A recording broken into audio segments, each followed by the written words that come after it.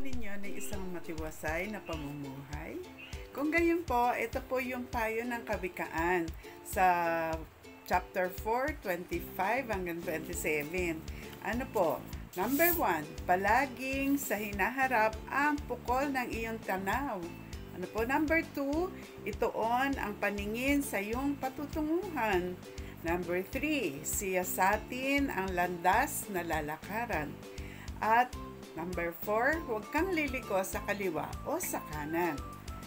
Number 5, ito na, ang ganda nito, humakbang ng papalayo sa lahat ng kasamaan.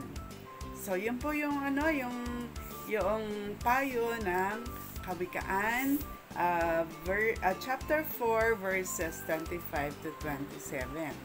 Ano po? Yan po yung sinasabi dito sa Biblia na salita ng Diyos. Alam nyo, habang ito po ay pinagbubulay-bulayan po natin, naalala ko po yung isang vision, pangitain, na ipinakita ng Panginoon. Isang beses na nakaupo ako sa kanyang paanan at nakikinig. Alam nyo yung nakikita ko? Ayan.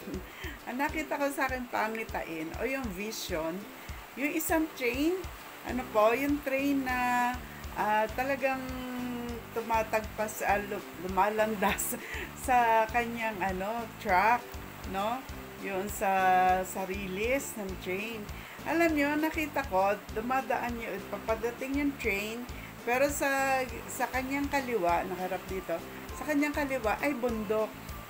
Napakalapit na bundok. At parang tingin ko nga, snow-covered yung bundok. And then, sa kaliwa, ay sa kanan naman, ay nahando naman yung bangin. Ayun, doon sinabi ng Lord sa akin, huwag kang liliko sa kaliwa o sa kanan. Kailangan, lagi ka lang nakatingin sa unahan at dapat sumusunod sa akin. Yun po yung sinabi ng Lord. O nga naman, pag kumaliwa yung train sa kaliwa, di bangga siya sa tawag dito, sa bundok. At kung siya naman ay lumiko sa kanan, di mahuhulog siya sa bangin. Di ba?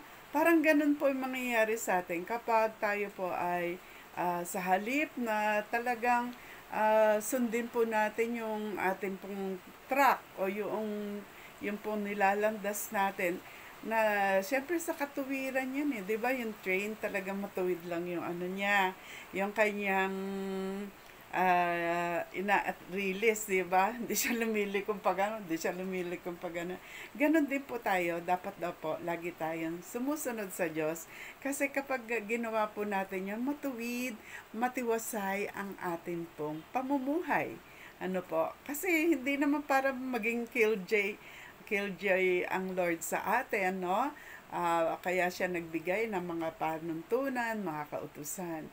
Yan ay para maging maayos at matiwasay ang ating pamumuhay.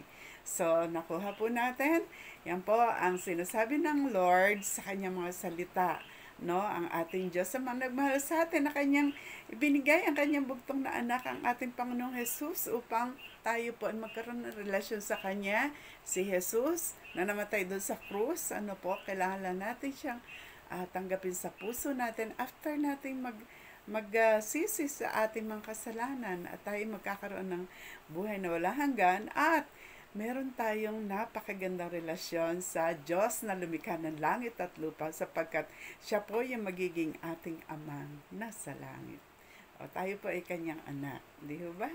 So yun po, lagi lang po tayong tumingin sa ating Diyos at sundin ang kanyang mga pinag-uutos. Ayun po. So, ayan po ang sinasabi sa Biblia, at yan po ay sinishare ko sa inyo. At ito po si Lola Madam na nagsasabi na kapag ang Diyos ang ating gabay, kaysa yun ang buhay. So mga kapatid, kung hindi ko pa kayo subscriber, mag-subscribe na po kayo. At i-share, mag-like po kayo.